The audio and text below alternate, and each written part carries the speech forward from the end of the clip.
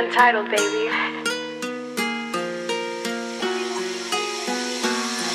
I've been trapping all day, couldn't get away from my dope scale. I'm a cold stunner, road runner, you got no bells. More money, I need more sales. Make it hell. Welcome back to the Weekend Warriors, episode 6. We're here with our boy 2000 today. This is somebody we've been excited to introduce y'all to.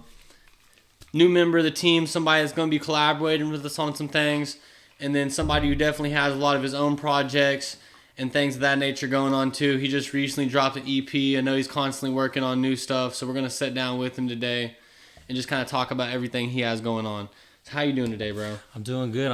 I appreciate y'all having me on. It's 2000 or to the end, however y'all want to go about it. Shit, it don't matter. But, I'm just appreciative of, being a team member. I'm looking forward to it, what we got in the works. There's a lot of stuff that I'm excited, about, and, a lot of shit that, I'm ready to put out. So, Well, that's hard. He said it's either to the end or 2000. Shit. That shit's crazy. When I looked at his name, I was like, man, because I remember you going as Pax. Right. That's back in so the day. So when Nate sent me your new shit, I'm like, who is this? He goes, oh, this is Angel. I'm like, the brother's name's Pax, and he said you rebranded. Yes, sir. But then I look at your name, to the end or 2000. That's actually hard as fuck. Yeah. Oh God, that's hard. 2000 to the end, till infinity, forever. But that's actually hard as fuck. I ain't gonna lie, that's hard as fuck.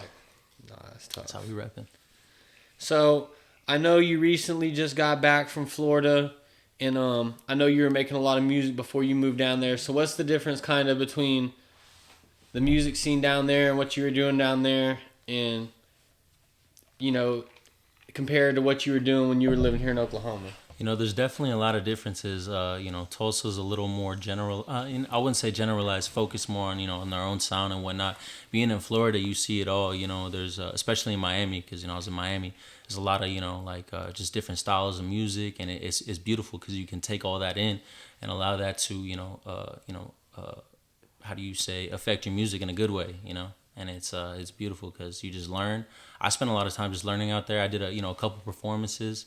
A few people I tapped in with, got to connect a little bit because there's a lot of big people out there. But, I spent a lot of time just, focusing on my sound and rebranding myself because I just been developing my skills, you know what I mean? So, for sure. So, my question is I'm big into music. I've been doing the music shit since I was 12 years old. I'm coming up on 12, 13 years doing music shit now.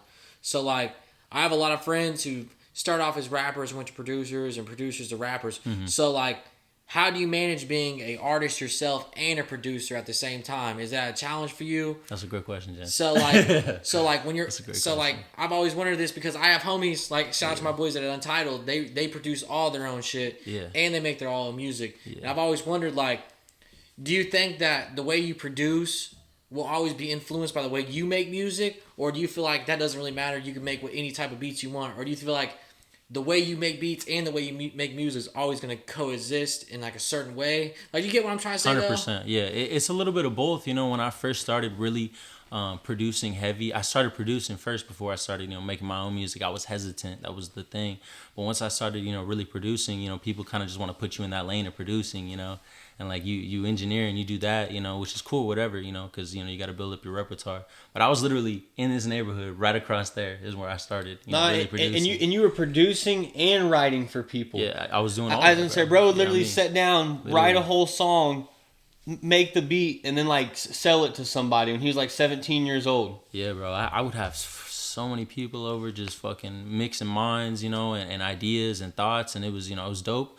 But there was a lot of people that I shouldn't have had around me because, you get influenced, start doing stupid shit, whatever, But I think that's part of the process. You got to learn that. But, once I, a couple years down, I met other artists and people who influenced me to really take my own sound seriously because I love making music. I love expressing myself, and I think, I got a lot to show. So, once I really, started focusing on my music, it was about 2018. I started in 2016. And once I really started focusing on my own stuff in 2018, I felt like, I really was growing, in a lot of ways. But it wasn't until, maybe, last year, maybe the year before, where I really started to, feel like I'm actually okay. I'm okay. My, people listen to my stuff and be like, okay, this is creative, And like, you know, my music's not for everybody, you know, but it's for somebody, you know, 100%. No, for sure. That, you know? hey, that Regret Me on the new EP. Be fucking with crazy. It, it's crazy. You know, it's just some wavy shit. That's just how I be doing. So I've seen you touched up kind of about how you started, and you started around here. So what made you start music? How did you get into it? Did you have an influence? Was there anything in particular, any person? 100%. 100%.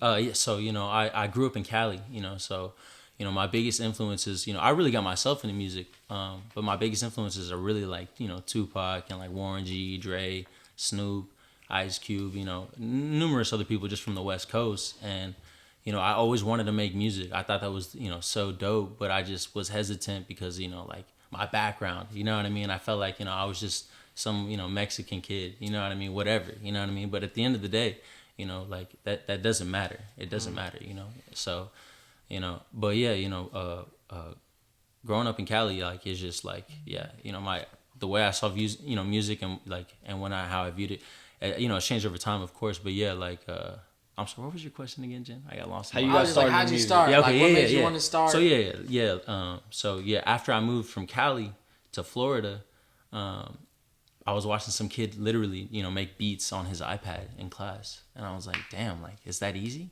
So I just fucking downloaded the shit, and I started I was right on the garage band, literally right on the it's garage band. It's funny that you said that. So big shout out to my homie GTG Big Smash, because when I made my music brand GTG in high school. Okay. Yeah. It was just me and my homie Sean, and we had just a bunch of other people that didn't really rap. We were just GTG, kind of just like a group. Okay. And yeah. I had this homie growing up. His name was Derek, and he got GTG Big Smash now. He would always show me his beats on GarageBand. I'm like, all right. He just showing me. And now, bro, if you go look at his YouTube, I just posted on my Instagram the other day, all his videos on YouTube get 20, 30,000 plays. He's a rapper now. Yeah. And you know, it's crazy how, like, just something small as, like, downloading GarageBand when you're 14 can turn into something like, okay, now you fall in love and have a passion for something, you know 100%, what I'm saying? 100%. I downloaded GarageBand for, like, I think it was free or like $5, and I've it was spent thousands of dollars. I remember. I spent thousands of dollars on it. That's how we got my gateway into music. Me and my homie Sean, we made GTG. We used to record songs with Turtle Beaches in his closet. Yeah. Plug it straight into the phone. Yeah. You have your audio in your ears and you're recording right off the mic, off the headset. That's how we used to do it all the time. That's how I used to do it back in the day too. 100%. That's the real grit. Like, exactly. That's you know, that's where you really start learning shit. And you gotta think when you're a kid, you ain't got nothing but time. We get off school, we would rush after school. He lived right down the street from high school. We go home, get off at 2:30, be in his house until 12:30, and my mom's like, "You gotta come home. We got school tomorrow." Yeah, I mean, and that's the love for it though. But I love seeing people from town who have a genuine love and music interest, especially now. I feel like you came back at such a great time. 100%. Like I tell Nate all the time, like, because Nate knows about the music scene, but I'm like in the music scene. Like, no, I was telling him, like, right now in Tulsa, with everything going on, the music scene is the biggest it's ever been. There's so much potential, so much influence. There's so many names. You got people like OTSJ Honcho coming up. You got your Phil Sosas. You got Cuddy Forever now making a return. And now you got Come Through Tulsa, who's making a spotlight on the music scene. 100%. This is a great time to get back. And we're glad to have you on the team. Like I said, I know me and you have talked a little bit. And like I said, if you want to know, anybody out there who needs affordable budget studio, he has all of his prices down. Know. We got the flyers made. Let's just tap in. You know, one-time session. If it's just come see it, come fill it out. It's great prices. You know, we're gonna put all of his links down below. We're gonna get you locked in with him. And this is just first thing's a mini, but of course. Next thing we're gonna get into is your EP. You currently just dropped the EP. I did. Go ahead. So we like you said, you've been changing, rebranding, and like finding yourself as an artist. So on this new tape you just dropped, what does this tape mean to you after the rebrand? After like really what does this tape mean to you as like your like?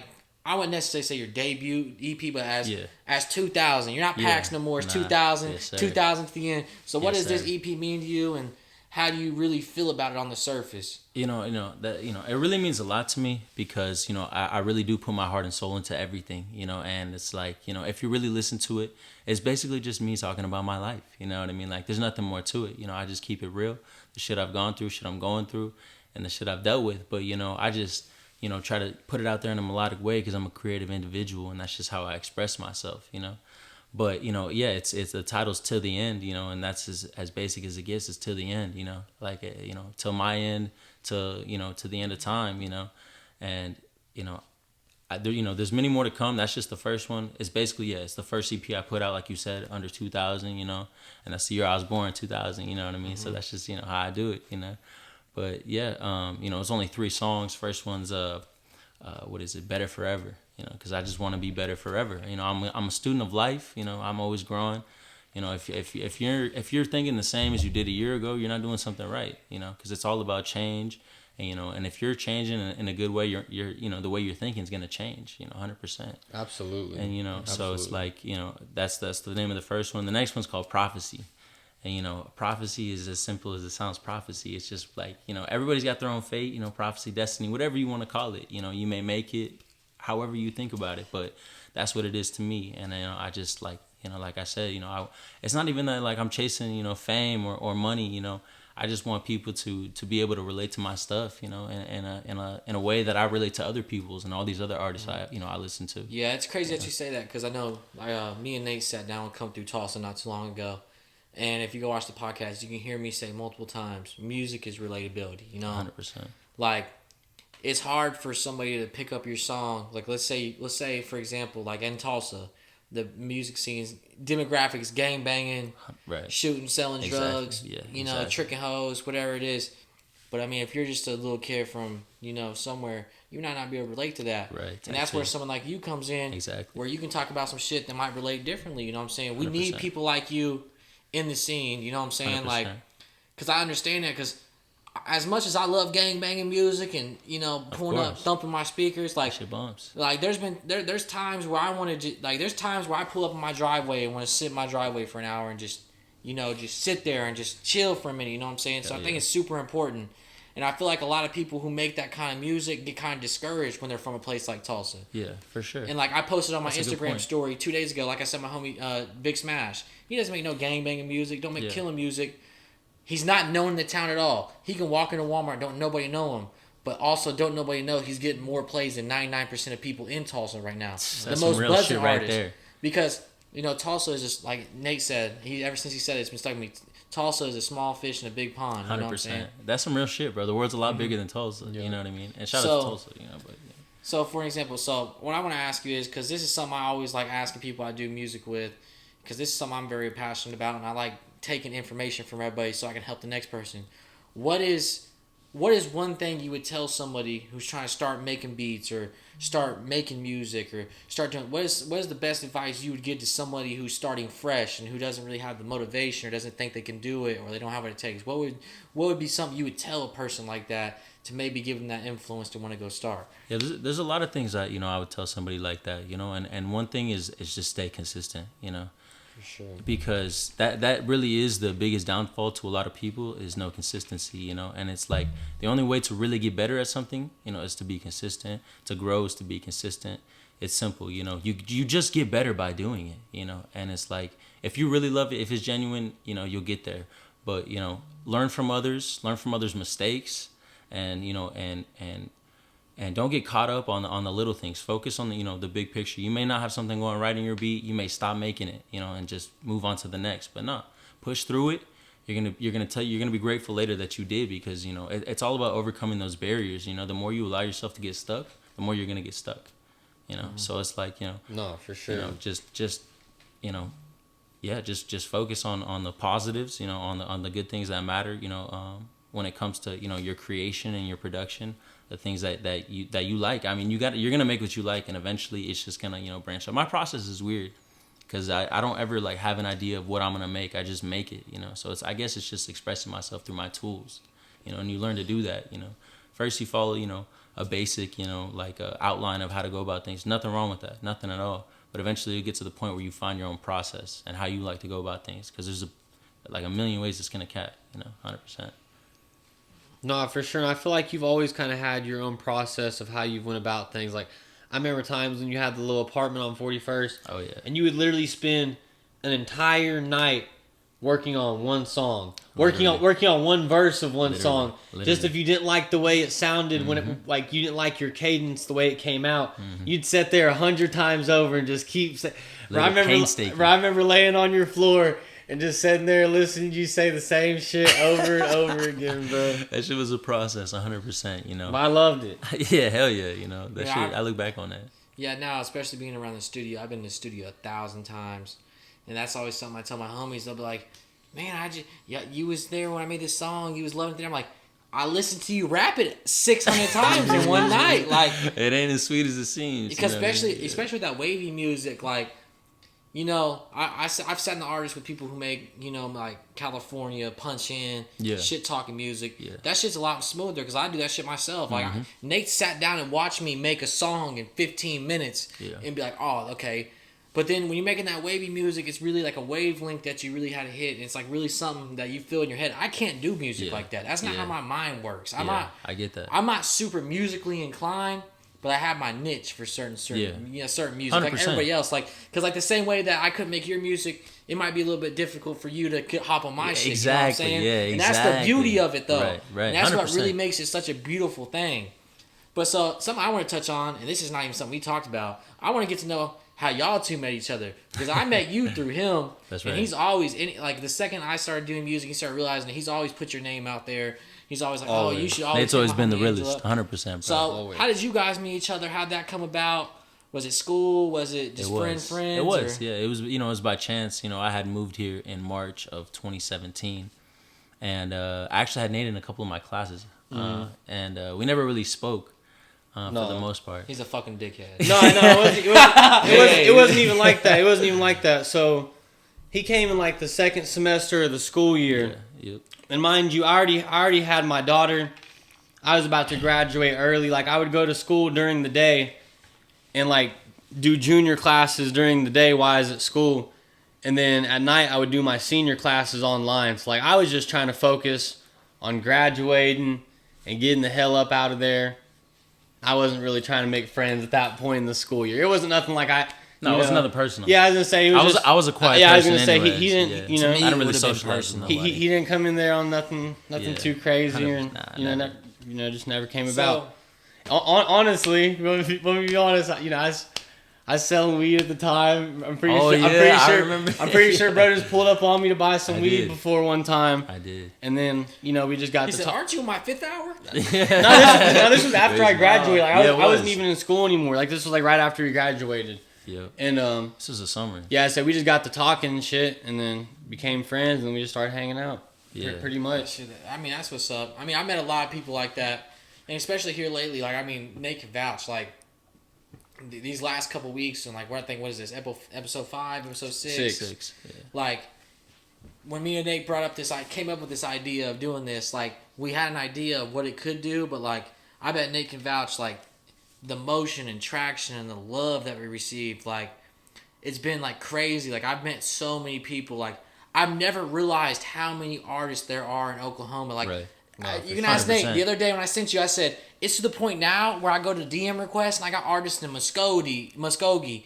Arkansas, from all over around, sending me their music. Like, hey, bro, just give my music a chance. What do I got to do to hop on? Like, it's actually crazy because it's like, on the surface, when you look at our videos, like, oh, we're only getting like, but like, I realized that like, our influence is actually crazy and people understand that. Right, 100%. Like, it's actually crazy. So like, and like, I ain't gonna lie, ever since we talked about you, we've told everybody, y'all, we got a producer on the team now. Like, we're hyped, Bro, because I'm telling you, we're like, super. I got some shit to show y'all.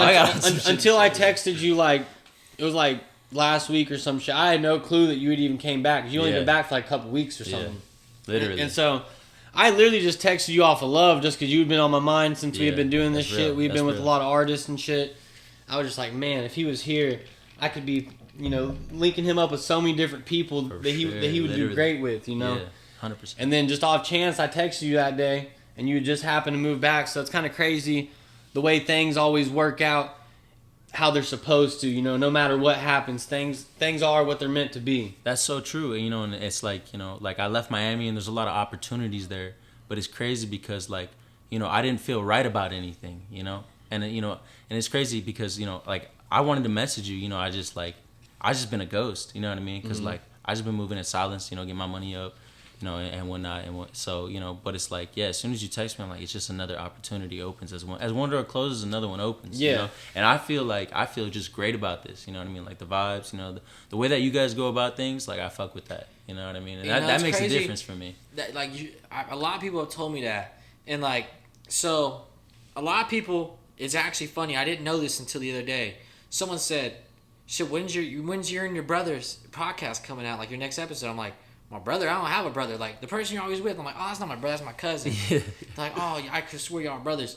And I think that's one thing about me and Nate is because like we're family. Like me and Nate are in this as business partners. Right. We're not in this as we're trying to make money. Me and Nate do this quietly as a way to bond with each other and do something bigger. So it's like everything in the Weekend Warriors, and you can stamp it right now.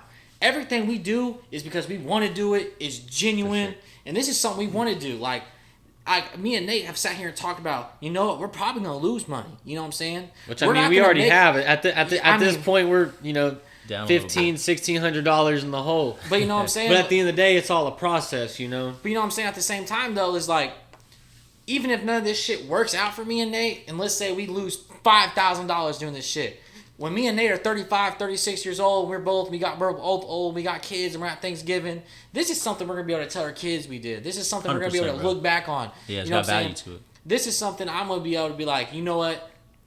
It was fun while it lasted. And I feel like that's what people lose a lot of. You know what I'm saying? 100%, bro. And I feel like a lot, and someone came up to me and he goes, somebody, who was telling me was, I think it was Payne when he was over here. He goes, "Bro, I love what y'all are doing. Y'all are just doing y'all shit. Y'all are best friends. Y'all just doing what y'all want to do." He goes, "That's like," he was like, really like, "That's dope as fuck." Like, it really is though. I mean, it's crazy because it's like, me and him come from two different worlds. We do two different things, but the fact that we're able to sit down in the median ground and both have included what we love to do at the same time is crazy. But not to get to rambling. So, my question for you is, you know, we're considering you one of the Weekend Warriors now. Proud to be. We only other member besides you would be our homie AV, but we haven't got into him yet, and we're gonna have an episode with him soon. But He's a videographer. Yeah, that's right. Videographer, He's makes like music the other videos. end of the production, basically. Okay, yeah, for So sure. basically, you'll probably end up meeting him. Y'all probably will Yeah, work I'll a be lot working together. type shit. Yeah. So, exactly. I mean, as the Weekend Warrior, as on the team, we know kind of what we want to do with you, but we're gonna ask you, what would you want to see yourself doing as a part of the team? What is something that Angel, I don't want you to have any of our influence. Yeah. Because you know what we want you to do. Of course. But I want to hear what you want to do. What is something that you want to do for the Weekend Warriors that makes you special to the team? Well, for sure. Yeah. Well, first thing I want to say is I definitely just want to be an asset. You know what I mean? Somebody who can, help aid the Weekend Warriors and just be positive, not a drag. I love seeing the creative process, and I wanted to mention too, because like I said, or like you said, like you guys can look back on this, you know what I mean, and amount of years, but I respect that, you know what I mean. I think it's beautiful that, instead of just wasting y'all are always together. Instead of just wasting your time, y'all are, putting your heads together and do something creative. That's what you're supposed to do for sure. But yeah, I could see myself, like I said, doing things, that allow me to work with other artists, you know what I mean. So like, maybe like, making a beat for them and like, have an artist get on, or even like multiple artists, even get on. I like cook up the beat or whatever, and like I don't even want it a lot to be like me, like cause it's painstaking to make beats. I spend hours just clicking through sounds. So you chop it up or whatever, and then you get your artist, whoever you want on to to like make something out of it. But definitely a lot of producing and just a little more exposure with with my own music, of course, but really just to be a part of something I think is going to be great. Like I think it is great already. There's nobody else that I've seen in Tulsa that is like as consistent as you guys that I know. You know what I mean? Because at the end of the day, it's all about what you want to do. You know what I'm saying? We're never going to ask you to do anything that you don't want to do. That's real. Anything coming from you is coming from you. That's all from your mind and your creative perspective. 100%. So now that you've given your answer, so to the people of what kind of like me and Nate's ideas are, so we definitely want to give you your own segment. So whether that's every Wednesday you post you making a beat, who wants it, or whether it's we implement you on the Instagrams or whatever it is. We definitely want to give you your own segment and give you your spotlight. And like I said, we do have flyers ready for pricings and everything. We definitely want to get people in the booth. Like I said, I already got 3 or 4 people ready. And I'm going to tell you now. I'm going to tell you right now. You better get in while you fit in right now. 100%. Because the rates ain't going to stay like that for very long. That's some real shit right there. As soon as y'all hear some shit come out and, some people actually tap in with him in the town, is gonna skyrocket. So 100%. Like I said, you better get in right now while I you said- can. Try to cook something up.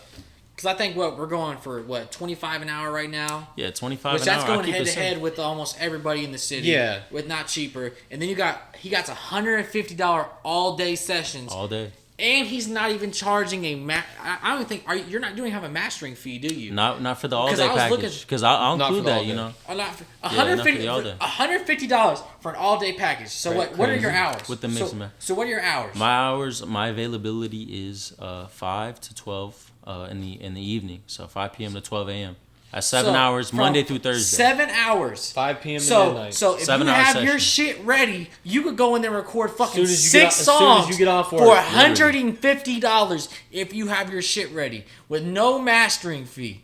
No master. Anybody who You does get that nowhere music else. or been in the studio knows the fucking deal that is. 100%. And then shit, if you want to come fuck with the Weekend Warriors, we can get you a podcast, a song, a video, and a promotion push. Get you Tap right. in. Just let me know how much your budget is. Stupid. No, but literally, because that's like whenever we were talking about this in the last episode, like whenever I was talking about it to you, that's essentially what we want it to be, is like a stable of collaborators where 100%. we do this, you obviously do your music, Austin does his videography stuff, but collectively, we can all work together. 100%. If one person comes to one of us and they need the other outlets, Right. we can guide them right to Just y'all. like You know that. what I'm saying? No, let's not Just forget like SDO Bobo, honorary weekend Weekend Warrior for You know what I'm sure. saying? It's SDO Weekend Warriors. It's the same shit. No difference. Same shit, no difference. And he's another person that we kind of want to have as like one of our featured guests on future episodes and things like that. When we have artists on, we'll have him That'd be on dope. and let him ask the artist Ask a couple questions too and questions. stuff. Like I From said, his it's been perspective, crazy. Like, yeah. I don't even think I've told you this. I've had so many people come out and just want to be featuring guests. So, you know what I'm saying? That boy Wumbo. Wumbo. If you know, you know. I ain't going to say no first names. But like I said, ABK Godspeed's another good one. I feel like he'll be a good one for certain episodes. And then we got the homies from SP3, Tristan Prophet, the founder of SP3. Like I said, we're doing the coat drive with them, toy drive, for Tots. doing great shit Hell for the yeah. community with him. That's another little personality that's probably going to making himself in and out through current episodes. And we've been talking. And, like, the thing is like, when it comes to Weekend Warriors, I feel like, yeah, me and Nate are the Weekend Warriors, but I feel like the Weekend Warriors is more of a symbolization of our network.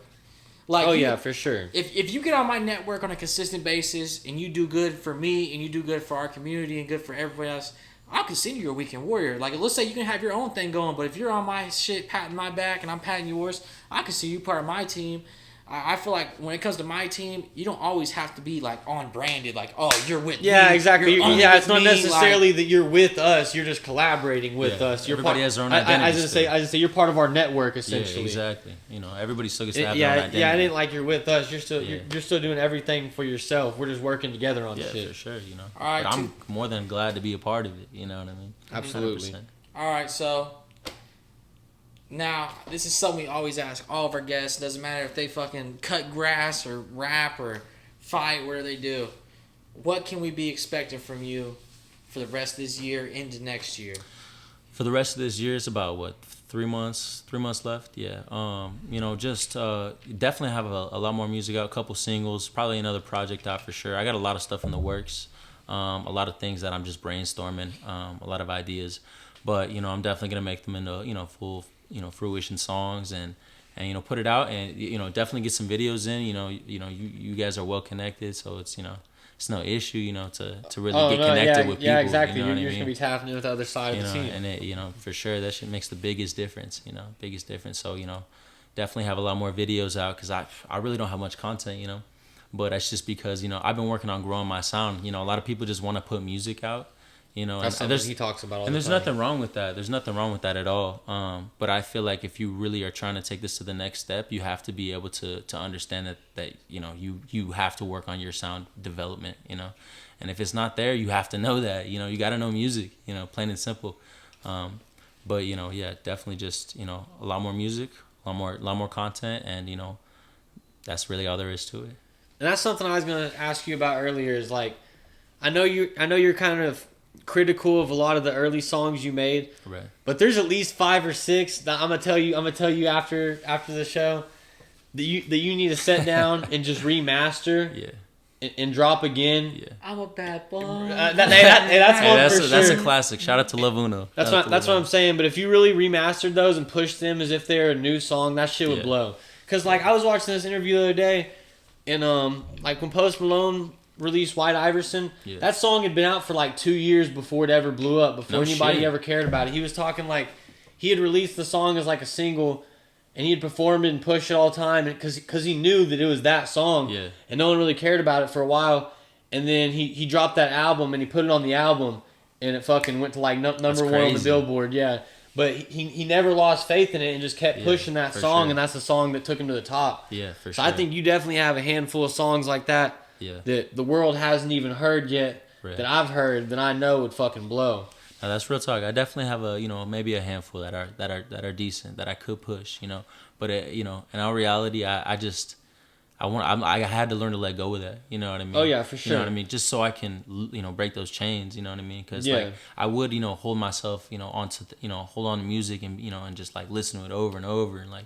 But at the end of the day, you got to keep making the next song. You got to keep. Man, I could pull out my phone right now and show you songs from 3 years ago that I feel like are hits for my homies that we've sat down and listened to for so long over the years. And now we listen to it, it's like I don't want to drop it. Yeah, bro, it's easy to. But like you said with that. the Post Malone shit, like 2 years later, like it's crazy how many stories. Like I guarantee you go and like go on Genius on YouTube and listen to how people be like, yeah, I made this song as a fucking joke. Oh, what's that? Eggplants and whatever by OMG. He literally sat down and said this song was literally a troll. Yeah. We made this as just a fill-in track for the album. Type shit. As in like some dope shit. And it was the biggest song on the album. Yeah, literally. You know what I'm saying? That's a great point for sure. I feel like one thing I've noticed about artists since I've worked with artists for years and years, overthinking will kill you. Yeah, bro. It really will. It really will. Because what's more damaging? Dropping a song that has the possibility of blowing up, right? Or dropping a song and just doesn't do what you want to do. Yeah. What's more damaging to you? Honestly, that's a great point. You know what I'm saying? Yeah, it's like basically taking no for an answer. You know. So what I mean? basically, Type shit. so I explain this to my homies as all the time. I'll sit down and tell them, how much does this studio session cost? Oh, we paid $225 for the studio time, and then we paid $150 for the mastering.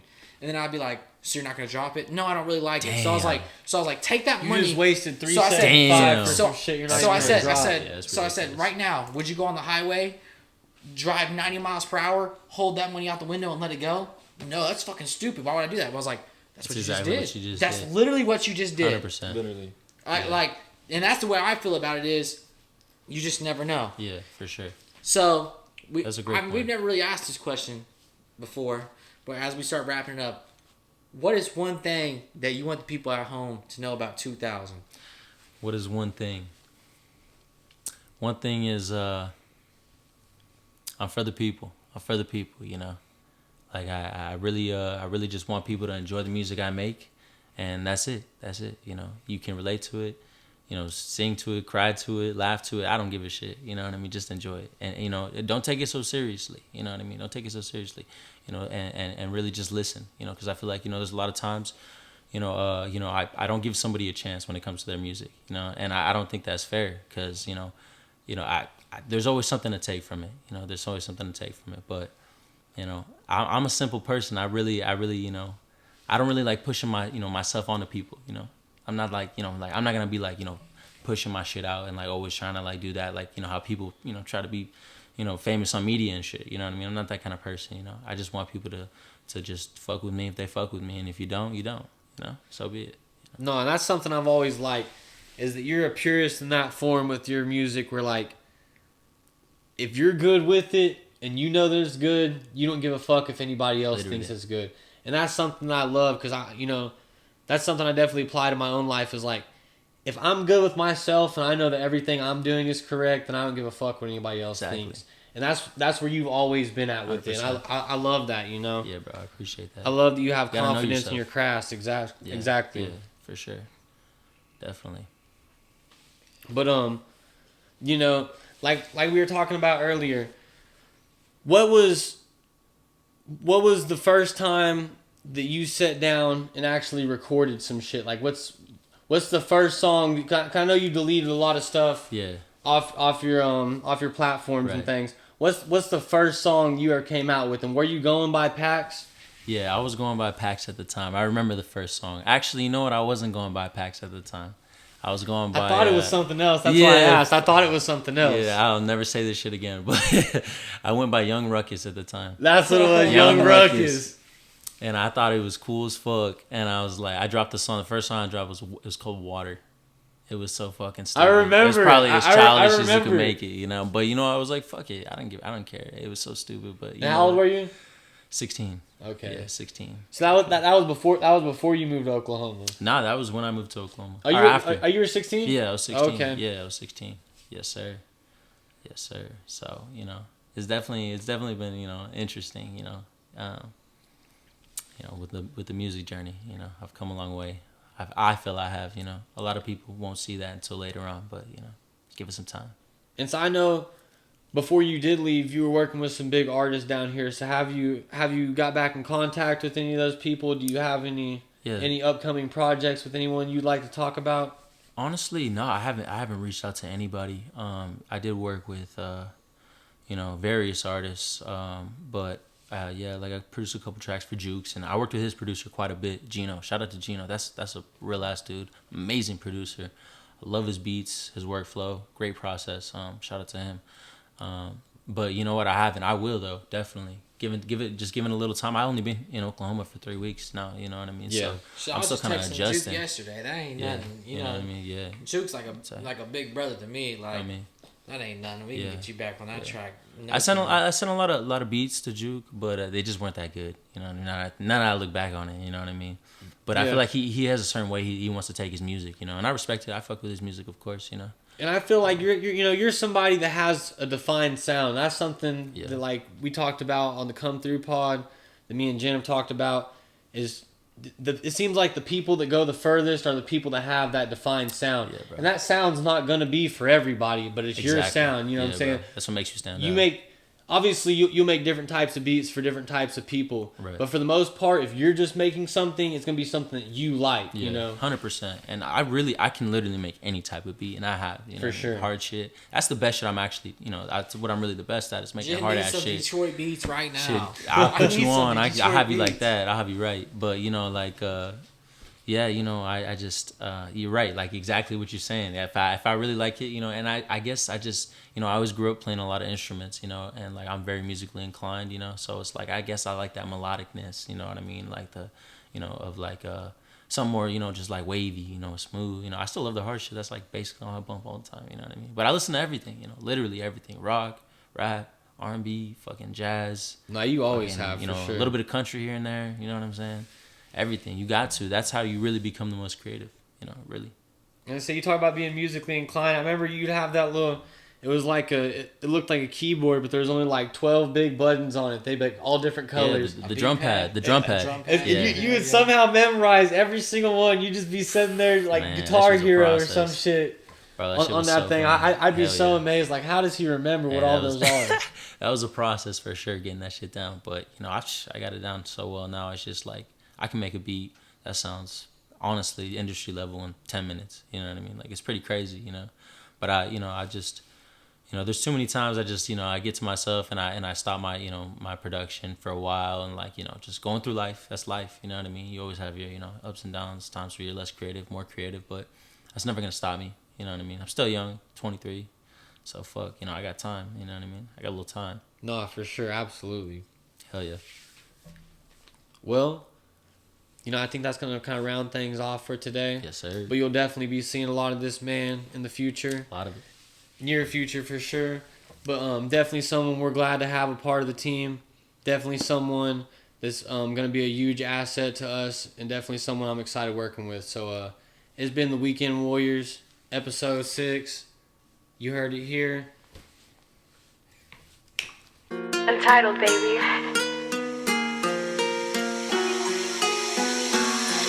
I've been trapping all day, couldn't get away from my dope scale. I'm a coast stunner, road runner, you got no bells. More money,